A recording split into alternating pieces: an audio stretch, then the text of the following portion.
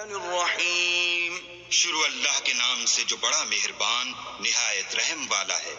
قل اعوذ برب الناس، کہو کہ میں لوگوں کے پروردگار کی پناہ مانگتا ہوں، ملک الناس، یعنی لوگوں کے حقیقی بادشاہ کی، الہ الناس، لوگوں کے معبود برحق کی، من شر الوسواس الخناس، شیطان وسوسہ انداز کی برائی سے جو اللہ کا نام سن کر پیچھے ہٹ جاتا ہے، الذي يوسوس في صدور الناس، جو لوگوں کے دلوں میں وسوسے ڈالتا ہے، من الجنة والناس، خواہ وہ جنات سے ہو یا انسانوں میں سے۔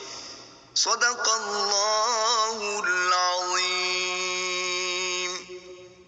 اللهم آنس وحشتي في قبري، اللهم ارحمني بالقرآن العظيم، واجعله لي إماما ونورا وهدى ورحمة، اللهم ذكرني منه ما نسيت، وعلمني منه ما جهلت، وارزقني تلاوته آناء الليل وآناء النهار، واجعله لي حجة يا رب العالمين۔